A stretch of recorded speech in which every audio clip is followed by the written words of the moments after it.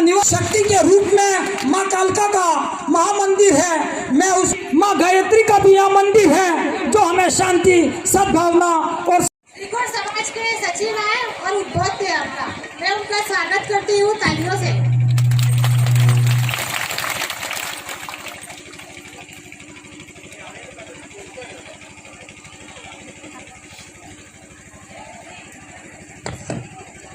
नमो नमः।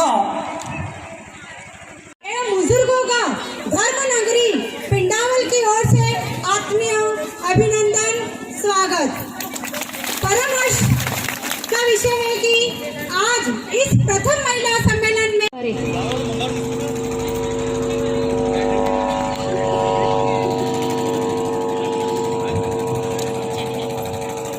भारत माता की, भारत माता की।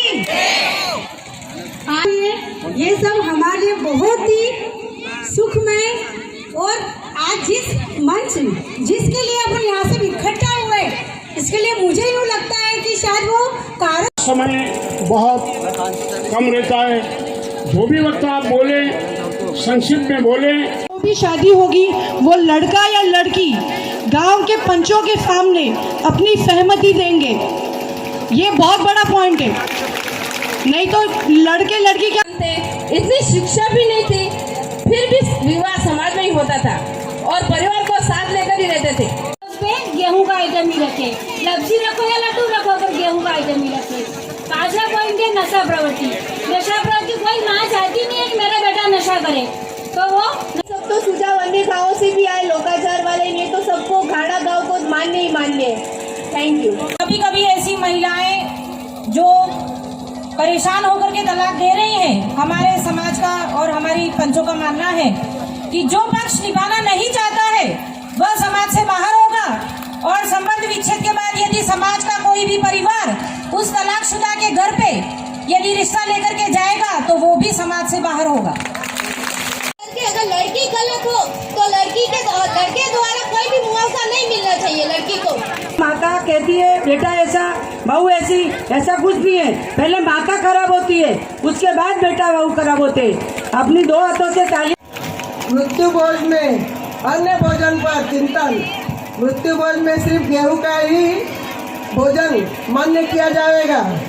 युवा में बढ़ती हुई नशाबंदी प्रकृति में योग्य चिंतन। नशा प्रवृत्ति समाज एवं परिवार के लिए घातक है। हमारे समाज के माल के महिला प्रतिनिधियों की तरफ से धन्यवाद। समाज में लड़कियों की कमी, लड़कियों की कमी का कारण क्या यही है ना, वोट क्या? इस पर रोक लगाना बहुत जरूरी है। वोट हत्या पर जब तक रोक नहीं लगेगा, बहुत से लोग मुझे बोलेंगे इसके तो 2 लड़के हैं, इसको क्या जरूरत है, इसे बोलेंगे सही ना।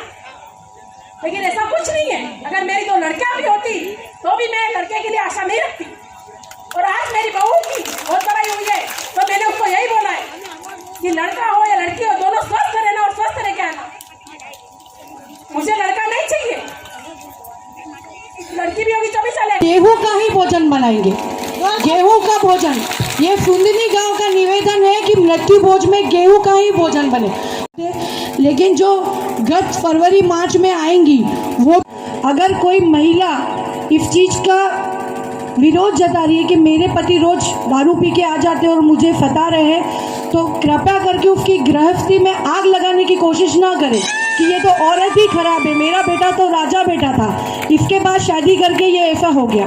कृपया आप साफ है तो आप उसकी माँ भी बने, ठीक है। इसमें ये पॉइंट नहीं लिखा है, लेकिन मैं बता रही हूँ। और नशा मुक्ति सिर्फ ये गुटखे तंबाकू ही नहीं होती, मानसिक नशा भी एक होता है। चूँकि मैं एक डॉक्टर हूँ तो ये पॉइंट कहना चाहूँगी, मानसिक नशा भी होता है। वो मानसिक नशा हम महिलाएं भी उन पुरुषों को देती है, ये भी स्वीकार करो।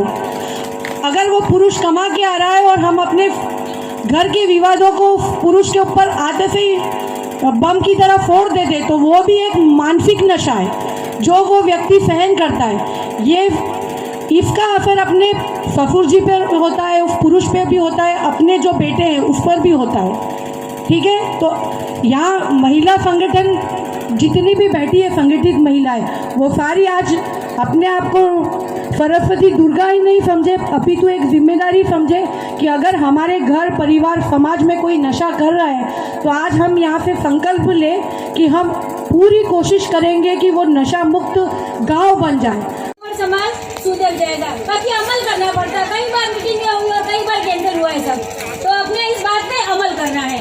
और बात ये है हमारे कि वैवाहिक संबंध विच्छेद के बारे में वो सब पहले बता चुकी है। अभी दूसरा पॉइंट है कपड़ा व्यवहार, वो मामा पक्ष और पीर वाले ही करेंगे।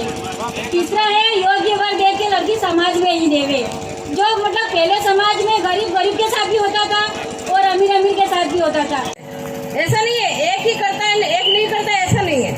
दोनों को मिलके ही वो परिवार को जमाना है।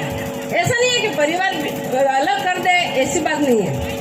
उसके बाद भी अगर संबंध बिगड़ते हैं तो दोनों परिवार के हित में नहीं है। दोनों आपस में तालमेल रखने के सामंजस्य को बिठाए रखे, गांव के पंचों के द्वारा दोनों परिवार को समझाना एवं नहीं समझने पर उन्हें सामाजिक ग्रांट भी देना चाहिए, ताकि दूसरी बात नहीं करना। अनावश्यक कार्य खर्च एवं कपड़ा व्यवहार को किस प्रकार सीमित किया जाए, बिल्कुल अनावश्यक खर्च को रोकना चाहिए।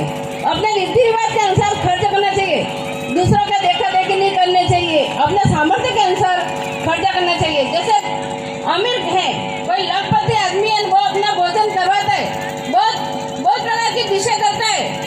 वो गरीब सोचता है अरे आनंद के रहे खूब आगल खवानु बनावे, मारे घर वो गरीब वो आटलो खवान नहीं बना सको, ऐसी बात नहीं है। तुम्हारे सामर्थ्य के अनुसार ही ऐसा भोजन बनाओ। तुम लग से दाल चावल भी खिला सकते हो लड़की की शादी हो, अगर माँ बाप गरीब है तो ऐसा नहीं है तो उनको 10 व्यंजन बना के खिलाना पड़ेगा। हमारे यहाँ पंचायत समक्ष भी निर्णय लिया गया है कि कोई भी ऐसा काम हो तो व्यवहार सभी हमारे यहाँ पंचायत समक्ष निर्णय लिया गया, केवल विवाह एवं मामा के घर से ही मामा स्वीकार्य है। अगर तुम्हारे सीता जी को वरमाला पहनाने के लिए उनको थोड़ा उचकना पड़ता था, अपने वागड़े के थोड़ा ऊँचो था ऊपर कोगा ऊपर, लेकिन वो उचकना नहीं, वो उचके नहीं। उसके लिए श्री राम में भी मर्यादा पुरुषोत्तम नाम से जाना जाता है, वो खुद ही झुक गए और उन्होंने वो वरमाला प्रभु श्री राम ने झुक गए और दोनों सभी माता बहनों को मैं हर बात निवेदन करती हूँ कि